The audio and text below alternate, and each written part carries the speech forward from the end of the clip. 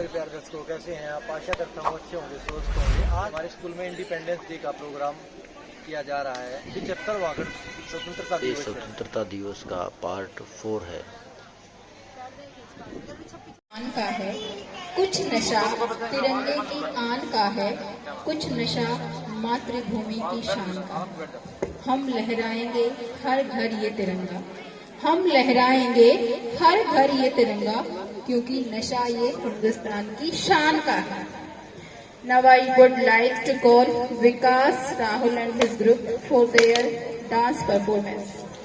Let's have a big round. Video को रोचक बनाने के लिए मैंने इसको कई पार्टों में डिवाइड कर दिया है, ताकि आप बोर ना हो, मेरे साथ आप भी एंजॉय कर सकें और इसका भरपूर आनंद उठा सकें। धन्यवाद।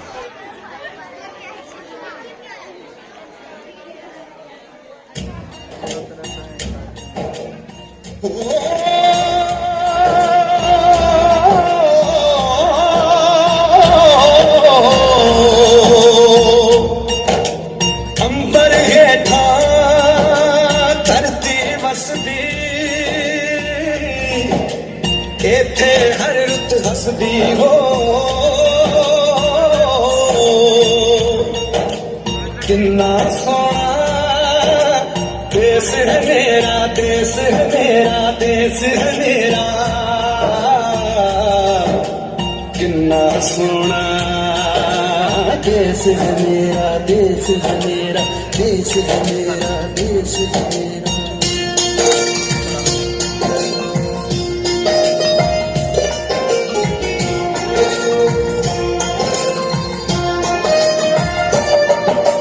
धरती सुनहरी अंबर नीला, धरती सुनहरी अंबर नीला, हर मौसम रंगीला। ऐसा देश है मेरा, ओ ऐसा देश है मेरा, ऐसा देश है मेरा, हाँ ऐसा देश है मेरा। बोले पपीहा कोयल गाए, बोले पपीहा कोयल गाए, सावन घिर के आए। ऐसा देश है मेरा, ओ ऐसा देश है मेरा, ऐसा देश है मेरा, हाँ ऐसा देश है मेरा।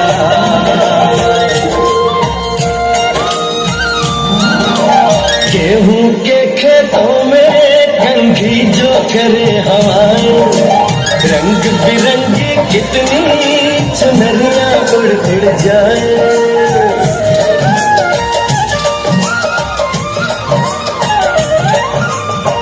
घट पर पनहारन जब जगरी भरने आए, मधुर मधुर तानों में कहीं बंसी कोई बजाए।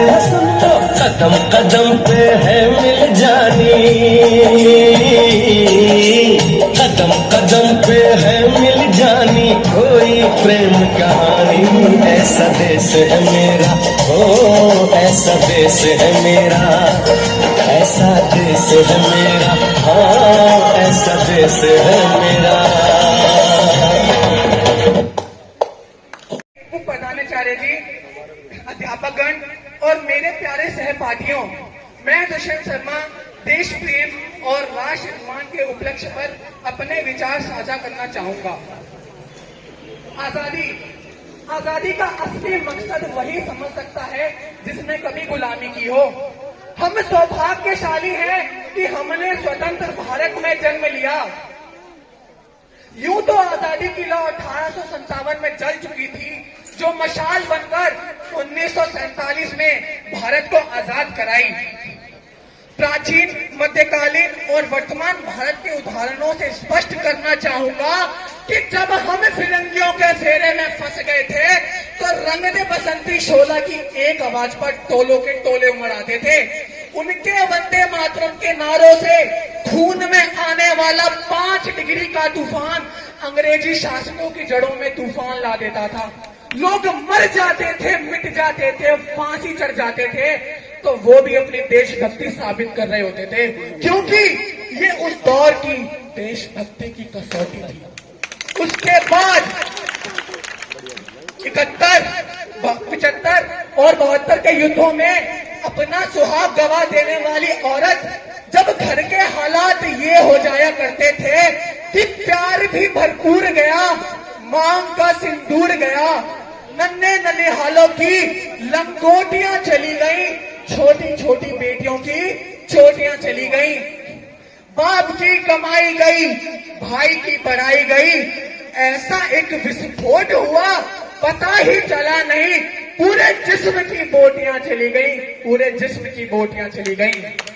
और आपके लिए तो एक आदमी मरा है साहब, किंतु मेरे घर की तो रोटियां चली गई, मेरे घर की तो रोटियां चली गई।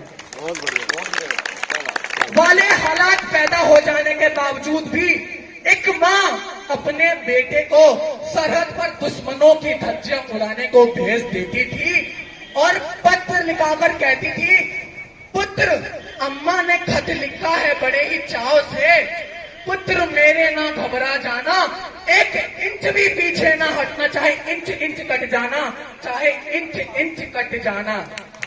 इस तरह पूरा परिवार अपनी देशभक्ति साबित कर रहा होता था। तब देश बलिदान मांगता था, तब देश मर जाने को कहता था, तब देश मर जाने को, मिट जाने को, फांसी चढ़ जाने को कहता था। किंतु आज देश बलिदान नहीं मांगता, आज देश मर जाने को, मिट जाने को, फांसी चढ़ जाने को नहीं कहता, बल्कि मेरे विचारों में यदि कोई व्यक्ति अपना काम पूरी ईमानदारी, पूरी मेहनत और पूरी लगन से करे ना, तो वो सच्चा देशभक्त है। मैं नहीं मानता कि फेसबुक और व्हाट्सएप की डीपी को 3 रंग में रंगना ही देशभक्ति है।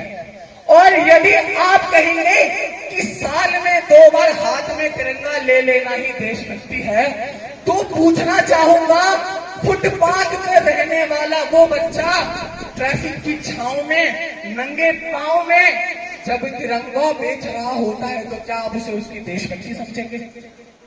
ये उसकी देशभक्ति नहीं, उसके पेट की भूख की शक्ति है जो उसे ऐसा करने पर मजबूर करती है। क्योंकि ना मस्जिद को जानते हैं, ना शिवालों को जानते हैं, ना मस्जिद को जानते हैं, ना शिवालों को जानते हैं। जो पेट के भूखे होते हैं ना, वो सिर्फ और सिर्फ भोजन के निवालों को जानते हैं, वो सिर्फ और सिर्फ भोजन के निवालों को जानते हैं। अपने परिवार, अपने समाज, अपने देश के लिए समर्पण का भाग है देशभक्ति। और देशद्रोही के जीवन में आने वाला तूफान है हमारी सच्ची देशभक्ति, ताकि हर देशद्रोही ये समझ सके, अगर तू परिंदा है तो ये आसमान तेरा है, अगर तू परिंदा है तो ये आसमान तेरा है। भाईचारे से रहना है तो रह इस जमीन पर, वरना ये कब्र भी तेरी है और एक कब्रिस्तान भी तेरा है, और एक कब्रिस्तान भी तेरा है।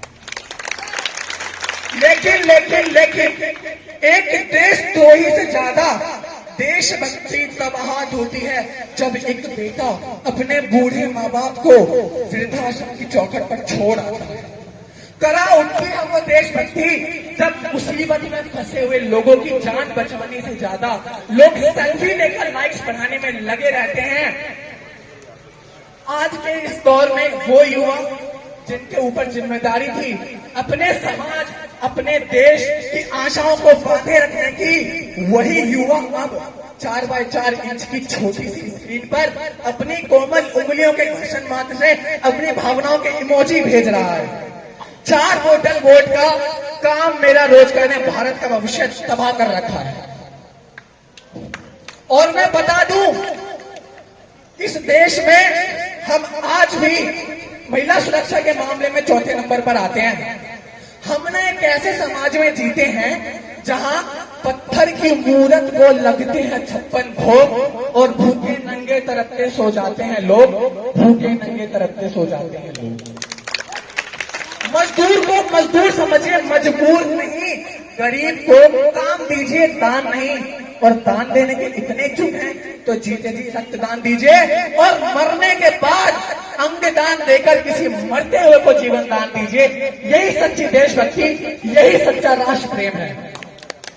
ना सरकार मेरी है, ना रब मेरा है, ना सरकार मेरी है, ना रब मेरा है, और ना ही ये बड़ा सा नाम मेरा है।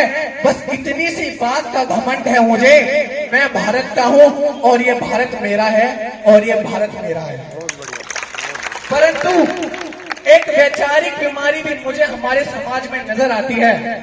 कहा जाता है कि हम दुनिया के सबसे बड़े लोकतंत्र हैं, जहाँ हिंदू पैदा होते हैं, मुसलमान, सिख, ईसाई भी पैदा होते हैं। बदकिस्मती है अब इंसान पैदा नहीं होते। मेरे विचारों में ना हमें हिंदू की जरूरत है ना मुसलमान की। राष्ट्र निर्माण के लिए केवल और केवल एक अच्छे इंसान की जरूरत है, केवल एक अच्छे इंसान की जरूरत है।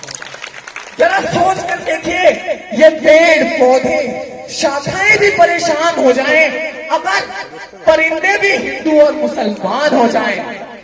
और एक शैक्षिक बीमारी भी मुझे हमारे समाज में नजर आती है। जिस देश ने पूरी दुनिया को विश्व गुरु की बुनियाद रखी, आज वही पूरे विश्व में विश्व के 100 सर्वश्रेष्ठ विश्वविद्यालयों में हमारा एक भी विश्वविद्यालय खड़ा नहीं हो पाता है। जहां एक और हमारे पास IIT, IIM, NIT जैसे शिक्षण संस्थान हैं, वहीं दूसरी ओर इस देश के गरीबों को बेरोजगारी की जमात में खड़ा करने के लिए उनके हाथ में सर्व शिक्षा अभियान का झुंझुना पकड़ा दिया जाता है। और इस शैक्षिक बीमारी का केवल और केवल एक कारण है, हमारे देश की शिक्षा नीति, जो केवल 2 तरह के लोगों के लिए बनती है। पहले जो विद्वान हैं, दूसरे जो धनवान हैं। और ऐसी कई अजब गजब बीमारियां हैं, और जो इन बीमारियों की जड़ है ना, वो है हमारा अंधविश्वास। और मेरे विचारों में जब तक इस देश का युवा मंदिरों में जा जाकर नारियल फोड़ फोड़ कर भगवान को रिश्वत लगाता रहेगा ना, और हमारे देश का शिक्षित वर्ग ही बिल्ली के रास्ता काटने पर खड़े हो जाना, अपनी जाति अपने धर्म को ऊंचा मानकर दूसरे की जाति और धर्म को बुरा कहना, ना तो हमारा अंधविश्वास खत्म होगा और ना ही हमारा राष्ट्र निर्माण संभव होगा।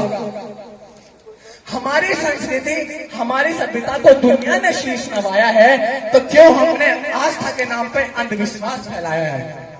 हमारा राष्ट्र निर्माण तब संभव होगा जब इस देश में महिलाओं की पूजा नहीं, उनकी इज्जत की जाएगी। हमारा राष्ट्र निर्माण तब संभव होगा जब हम जाति का संरक्षण नहीं बल्कि सामाजिक शक्ति पर बात करेंगे। हमारा राष्ट्र निर्माण तब संभव होगा जब स्वच्छता अभियान में सरकार नहीं बल्कि सड़क पर चलने वाला हर व्यक्ति हाथ बटाएगा, स्वच्छ भारत स्वच्छ बात को दिल से अपनाएगा। हमारा राष्ट्र निर्माण तब संभव होगा जब एक गरीब बच्चा मध्याह्न भोजन के लिए नहीं बल्कि ज्ञान अर्जन के लिए सरकारी स्कूल की चौखट पर कदम रखेगा। और हमारा राष्ट्र निर्माण तब तक संभव नहीं होगा जब तक एक व्यक्ति नैतिक रूप से सटीक, चारित्रिक रूप से भ्रष्ट, मानसिक रूप से दिवालिया, धार्मिक रूप से अंधा, राजनीतिक रूप से गंदा, स्वच्छ मान के मूल्यों के आंकड़ों में चिन्ह चिन्ह पैबंदमयी खंड भारत को खंड खंड करता रहेगा, तब तक हमारा अंधविश्वास खत्म नहीं होगा। I being an Indian, I being a student, I being a simple son of this motherland, proud to be an Indian।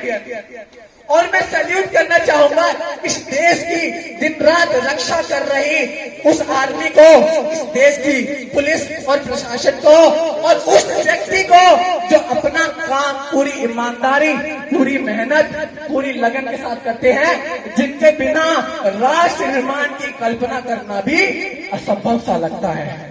और आज इस मंच पर पूरी जिम्मेदारी के साथ मैं भारत का बेटा ये कहता हूँ कि हमारा राष्ट्र निर्माण तब संभव होगा जब हम सब मिलकर आगे बढ़ेंगे, क्योंकि हमारे देश की जिम्मेदारी नहीं हमें आगे ले जाने की, बल्कि हमारी जिम्मेदारी अपने देश को आगे ले जाने की, अपने वतन को आगे ले जाने की, अपने राष्ट्र को आगे ले जाने की। तो अंत में बस मैं इतना ही कहना चाहूंगा कि मेरा हिंदुस्तान महान था, महान है और महान रहेगा। मेरा हिंदुस्तान महान था, महान है और महान रहेगा। होगा हौसला सबके दिलों में बुलंद, तो एक दिन पाकिस्तान भी कहेगा जय हिंद। पाकिस्तान ही क्यों, सारा जहां कहेगा जय हिंद, क्योंकि सारे जहां से अच्छा हिंदुस्तान हमारा, हम बुलबुले हैं इसके, ये गुलशिता हमारा, ये गुलशिता हमारा। जय जय भारत, भारत माता की। भारत माता की।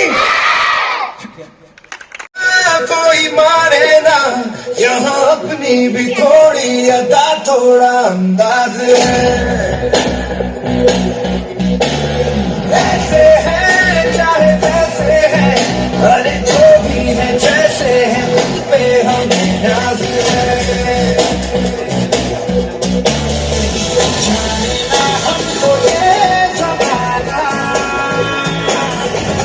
चाहो तो हमको आजमाना, यार बात हम जानता हम इश्क बात दिलवाले, कहते हैं हमको प्यार से इंडिया वाले, सुनते के तार से इंडिया वाले, अच्छी निकले हार से इंडिया वाले, दुश्मन के छक्के छुड़ा दे हम इंडिया वाले, दुश्मन के छक्के छुड़ा दे हम इंडिया वाले। All of you guys, how are you? आदरणीय प्रधानाचार्य जी, मुझे कुछ नहीं हाँ। अतिथिगण एवं मेरे प्यारे साथियों, सभी को नमस्कार मेरा, और इंडिपेंडेंस डे की हार्दिक शुभकामनाएं। Happy independence day to all of you guys. मेरा नाम मंजीत है। मैं thank you so much sir, Pyarelal sir, कि मुझे आपने इनवाइट किया दोबारा मेरे स्कूल में। और मैं प्रोफेशनली म्यूजिशियन हूँ, सिंगर। तो स्कूल के बाद में मैंने सिविल इंजीनियरिंग करी थी, और उसके बाद में इंटीरियर डिज़ाइनिंग। मैं मेट्रो में लग गया था, जॉब कर रहा था। लेकिन उसके बाद में फिर सबके बाद मुझे लगा कि मैं इसी चीज़ के लिए ज़्यादा अच्छा हूँ, मतलब उनमें भी था लेकिन मैं ये ज़्यादा बेस्ट कर सकता हूँ अपनी लाइफ में। तो मैंने जब अपना फर्स्ट एनुअल फंक्शन पे जो गाया था मैंने यहाँ पे, वो कैलाश खेर जी का एक गाना था, मेरी दीवानी। और आज मैं वहाँ से मैंने शुरू किया था, उन्हीं का दूसरा गाना मैं गाता हूँ आपके साथ। हीरे मोती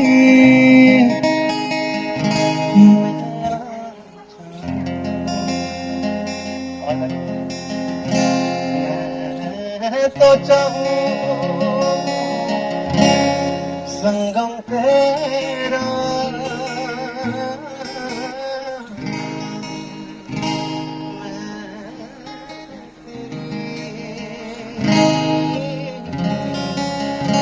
सैया सैया सैया सैया, ये न रंग नशा है बढ़ता जाए, कोई प्यार से घुमतिया लेता उठाए, तुझे जीत जीत हारूं ये